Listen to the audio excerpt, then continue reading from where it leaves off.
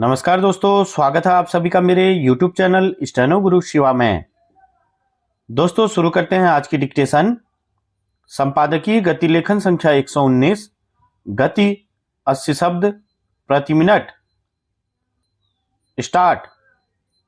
अर्थव्यवस्था में मानवीय दृष्टिकोण की अवधारणा कार्ल मार्क्स के समय से ही अस्तित्व में है।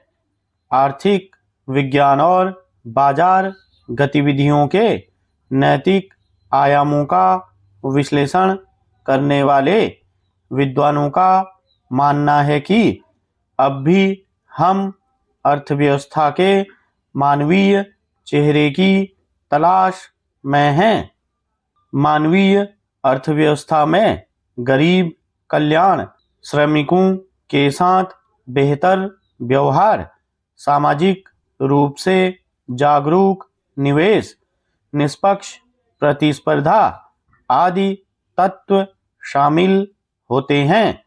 दिखने में यह पूंजीवाद और समाजवाद के बीच का तीसरा रास्ता लग सकता है, लेकिन आज के परिवेश में यह उपयुक्त नहीं लगता, क्योंकि वास्तविक समाजवाद का पतन हो चुका है। इसलिए इसको पूंजीवाद के मानवीय चेहरे के रूप में ही देखना उपयुक्त होगा।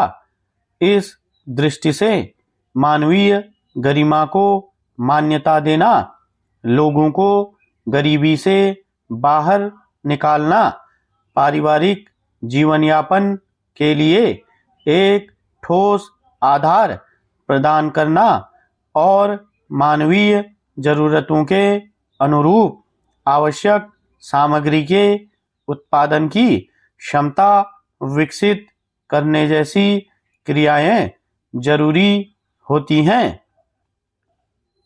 देश की सरकारों ने अर्थव्यवस्था में मानवीय दृष्टिकोण रखते हुए राष्ट्रीय ग्रामीण स्वास्थ्य मिशन 2005, महात्मा गांधी राष्ट्रीय ग्रामीण रोजगार गारंटी अधिनियम 2005, बच्चों को मुफ्त और अनिवार्य शिक्षा का अधिकार अधिनियम 2009, शहरों में गरीबों और बेघरों को आवास प्रदान करने वाली योजना, राष्ट्रीय खाद्य सुरक्षा अधिनियम 2013 सहित अनेक योजनाओं के जरिए नागरिकों को विभिन्न रूपों में सुविधाएं उपलब्ध कराई।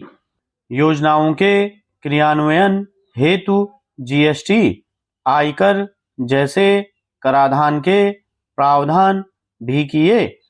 करों के मामले में अधिकतर करदाताओं की शिकायत रहती है कि उन पर कर का बोझ अधिक है, जिससे उनको अपनी व्यावसायिक गतिविधियों के संचालन में कठिनाई आती है और उनके द्वारा उत्पादित माल और सेवाओं पर लगे करों के कारण उनके महंगा होने से उपभोक्ताओं को अधिक खर्च का बोझ उठाना पड़ता है।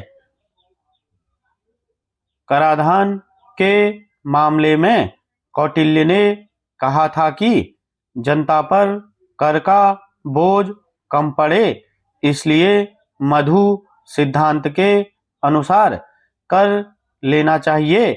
यानी मधुमक्खी जिस तरह फूलों से रस लेकर शहद बनाती है, फूलों को नुकसान नहीं होने देती और शहद से लोगों को फायदा मिलता है, उसी प्रकार की कर व्यवस्था होनी चाहिए। आम जनता को आवश्यक सुविधाएं करदाताओं पर अनावश्यक कर का बोझ डाले बिना दी जानी चाहिए।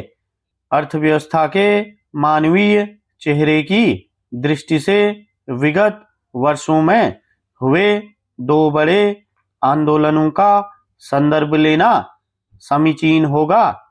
पहला किसान आंदोलन और दूसरा कर्मचारियों द्वारा नई पेंशन योजना की जगह पुरानी पेंशन योजना को वापस लागू करने की मांग का आंदोलन।